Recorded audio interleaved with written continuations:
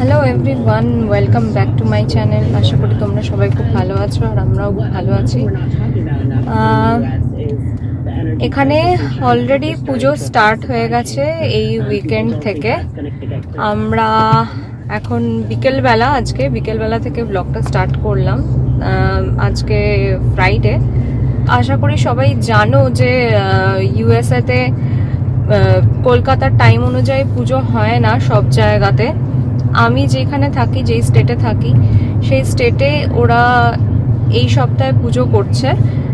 ওরা এখানে বেসিক্যালি শনি আর রোববার দেখে পুজোটা করে নেয়, কারণ যেহেতু এখানে অফিস স্কুল সবগুলো খোলা থাকে, পুজোর সময় কোনো কিছু ছুটি থাকে না, সেই জন্য এখানে উইকেন্ড দেখে পুজো করতে হয়। আর এই উইকেন্ডে পুজো হচ্ছে।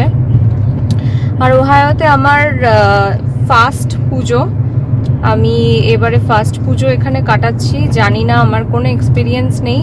আগে আমি যেখানে থাকতাম সেখানে অনেক বড় করে পুজো হতো নিউ জার্সিতে। তো এই বছর আমার এখানে ফার্স্ট পুজো, তাই আজকে যাচ্ছি। আমরা প্রথমে যাচ্ছি একটা জায়গায়।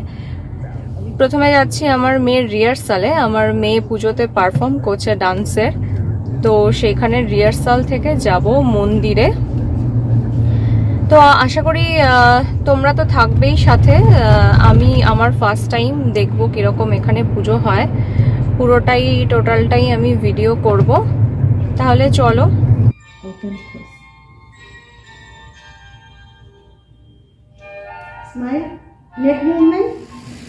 আর এখন আমরা চলে এসেছি মন্দিরে। প্রথমে তো দেখতেই পেলে, গেলাম মিঠি যেখানে রিহার্সাল করছিল সেখানে, দেন সেখান থেকে এখন চলে এসেছি মন্দিরে। এখন ঢুকবো মন্দিরে, দেখবো যে মন্দিরে এখন ঠিক কি চলছে। আজকে থেকে তো পুজো স্টার্ট হওয়ার কথা, তো যাই, চলো, দেখতে পাবে।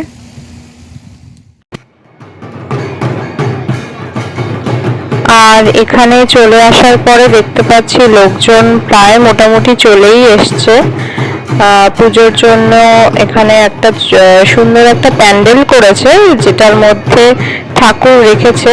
অ্যাকচুয়ালি এই যে পুজোটা দেখতে পাচ্ছ, সেটা অ্যাকচুয়ালি মন্দিরের মধ্যে না করে মন্দিরের বাইরে একটা বেশ বড় জায়গা রয়েছে।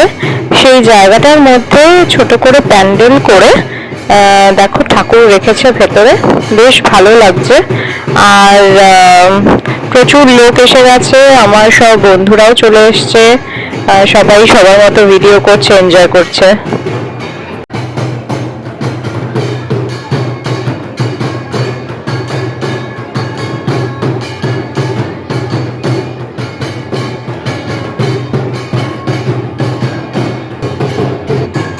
আর এখানে দেখতে পাচ্ছ এখন কলা বউ স্নান করানোর জন্য নিয়ে যাওয়া হচ্ছে পালকিতে করে।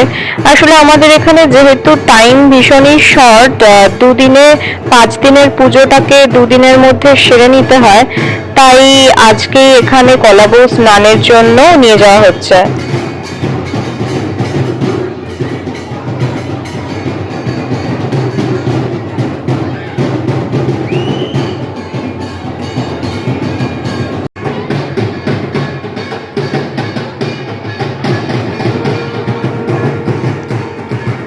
আর চলে এসছে অলরেডি কলা বউ স্নান করিয়ে, পিছনে দেখতে পাচ্ছ পালকিতে।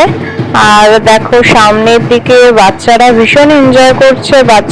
বাচ্চাদেরকে পেয়ে গেছে, নিজেদের মধ্যে ফ্রেন্ডশিপ করে নিয়েছে।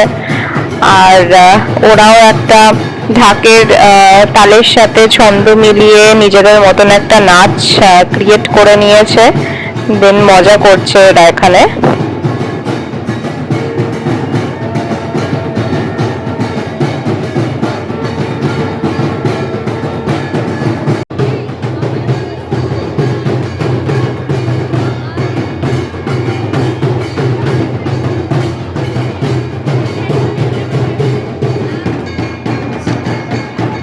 আর এখানে চলছে এখন ঠাকুরের হাতে অস্ত্র পরানোর কাজ।